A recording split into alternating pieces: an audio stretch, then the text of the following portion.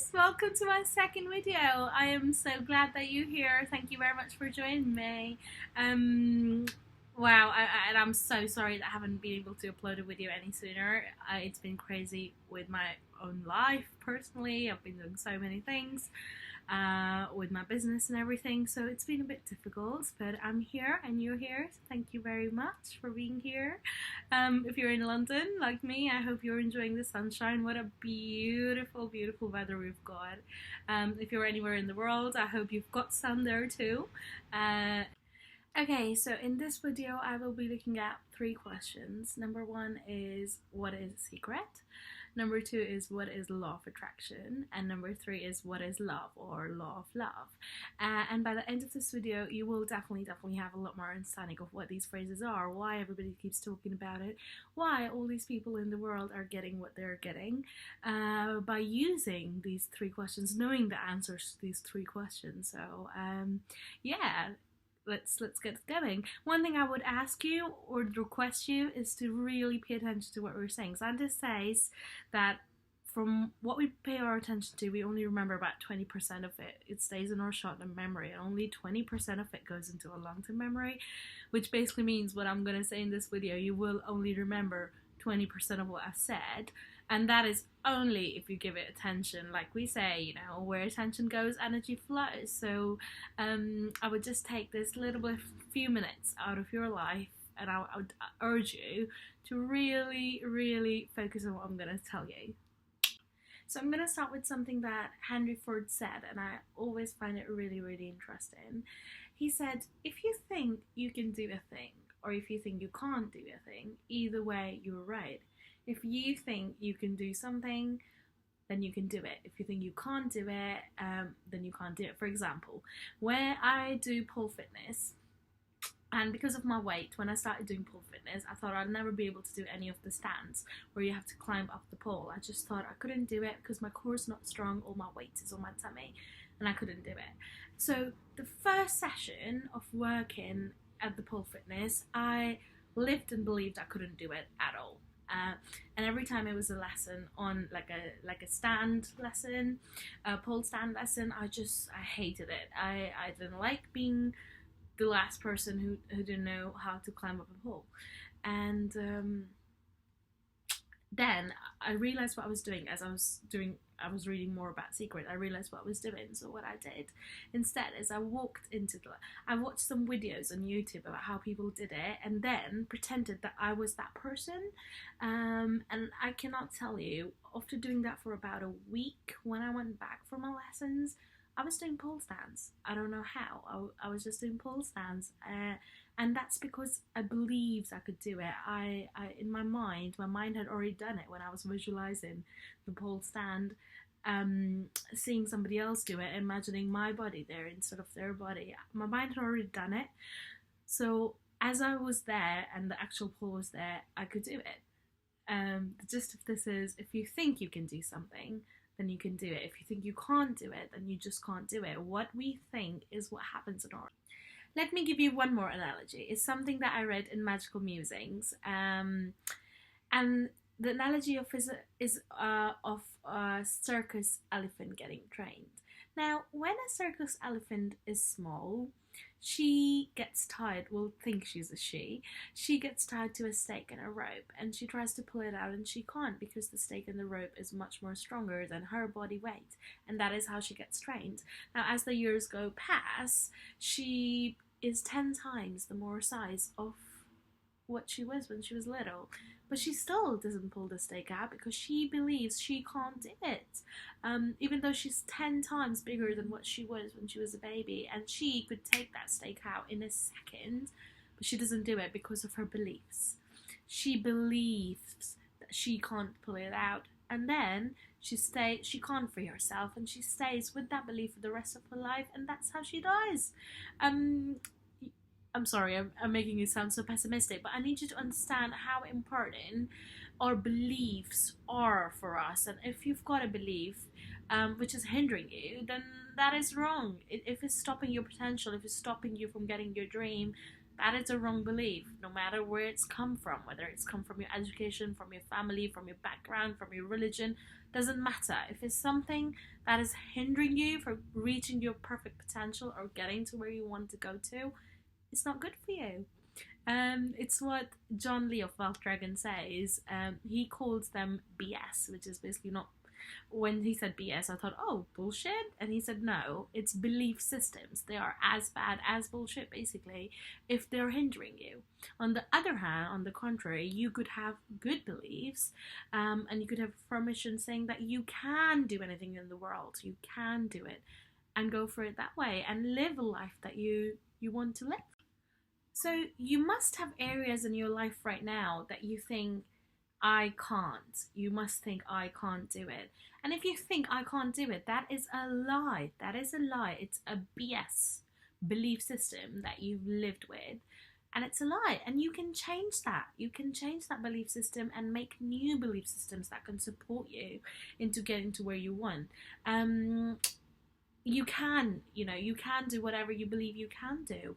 So I'm going to tell you 3 things that you can use to change that belief system at this point right now. These are 3 ways I use all the time to make new belief systems and let go of past belief systems that have hindered me or did hinder me in the past. This is what I used to let go of them. Number 1, acknowledge. Acknowledge that belief is just a thinking. Belief is just a thinking. It's nothing more than a thought. If, for example, my thinking of I can't climb up that pole because my core is not strong enough and all my weight is on my tummy was just a thought. It's just a thought in my brain, and thoughts can be changed. And we can change our thoughts by doing new affirmations. I made the affirmation, I can climb up that pole because I want to. That was my affirmation. I have a strong core. That was my affirmation. As I repeated those affirmations, it started becoming my belief. As it became my belief, it started becoming the reality of my life. A list of some of the daily affirmations that I use are on the JOFL Journey of Love website. The link is in the bio, so go and check that out. So yeah, daily affirmations. The link is in the bio. They can act as a starting point for you. So you can say, all of them start with, I am so happy and grateful. And then there's a list of things that you can do. You can download it. You can just check it on the tips icon and they'll come up. Also, what I'm going to do in the next day or the day after tomorrow, I am going to flash some affirmations on the YouTube video, which you can have a look at as well. So acknowledge that the belief you've got is just a thought, and you can change that thought by affirmations. The list of the affirmations is on Journey of Love website. When you do make your own affirmations, you have to make sure that they are in positive present tense. For example, you're saying, I am so happy and grateful today because, or you could have affirmation about wealth. I use this affirmation all the time, which I say, I am so happy and grateful that money comes easily to me. I'm so sorry about the siren. Where I live, there's a police station around me, so there are always sirens in cars. Okay, so what I was saying is, make sure that always they're on positive present tense. Also, it's not important if you don't believe it at first. It might feel like a lie. For example, if your bank doesn't have the money, for you to say, oh, money comes easily and frequently, could feel like a lie to start off with, which is absolutely fine. Just repeat it and repeat it and repeat it every day, because repetition leads to belief. I repeated it for a good 40 days, and then it just happened for me. Here is something like a mind map that I've made, which is about what an effective affirmation is. I'm going to take a picture of this and put it on the Journey of Love website. The link is in the bio of this video, so please go and check it. It should be on the tips and news section on the Journey of Love website. It's a quick reminder to remind you what an effective affirmation is. One thing that I haven't said is very, very important, is to make sure your affirmation has a feeling. It has to have a feeling. You have to say it with feeling, even though it feels like a lie at start. You have to still use your soul and your heart to say it with. So affective affirmation, you don't have to believe them at first. They have to be PPT, which is positive present tense. You have to repeat them because that leads to belief. Belief leads to physical manifestation. I've got tongue tied. And there's a list of affirmations I use, which are on the Journey of Love website under the tips and news section. State them with feeling, and there you go. That is one way to change your belief systems. Use positive affirmations. Second thing is obviously thinking empowering yes I can thoughts. I think this is very much connected to the first way, affirmations. So I'm just going to elaborate that. Change your thoughts to I can. You know, if you walk into something and there's something you like, for example, I went to Harrods the other day and there was this beautiful flowers made up of crystal, and I really liked them, and I thought, you know, I looked at them and I at that point I thought I couldn't afford it. However, I didn't doubt it and I said I can afford it. Actually, it's one of the things that Jack Canfield tells us.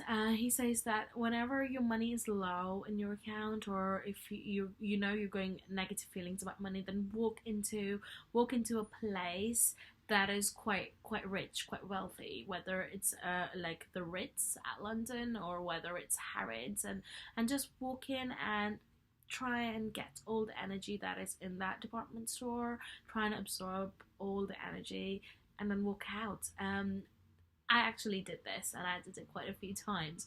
I walked into Harrods and I looked at all the things that I liked, and I kept saying to myself, I can buy this, I can buy this, I can buy this, I can buy this, I love this, it's coming to me, I've just bought this, I can buy this. And as I did that, you would not believe, about a month later, 80% of those things I have bought, or they've come to me. So yeah, have the I can. The third trick is the magic of feeling good. Now I'm just going to refer to the book, Everything You Need to Know to Feeling God, Feeling Good by Candace Pert, PhD. And what she says is in the book is that our vibration is sky high when we're feeling good. We have to feel good, and one way to connect to the source, to God, to your inner being, to your higher self, whatever it is that you believe in. One way to do that is by feeling good. When you're feeling good, you connect with the inner being inside you. You connect with God, the divine, whatever it is that you believe in. And the happier that you feel, the stronger that you feel it, the better the connection is with your inner self, your inner being, the higher being, the God, the divine. You have to feel happy to be able to connect very, very strongly.